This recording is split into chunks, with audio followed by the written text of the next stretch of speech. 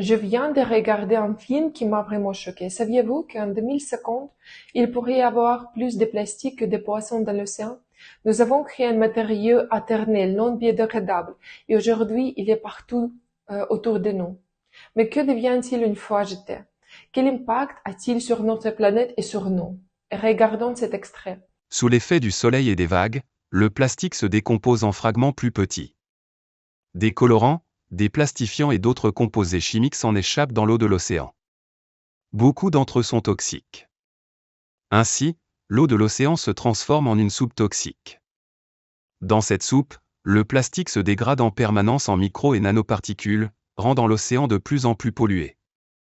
Les recherches ont montré que le nanoplastique est encore plus toxique que le microplastique.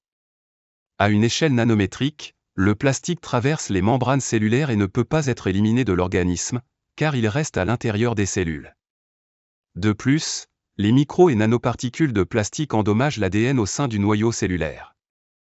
Ces particules contiennent elles-mêmes des substances toxiques, absorbent des polluants organiques de l'eau de mer et sont également colonisées par des bactéries.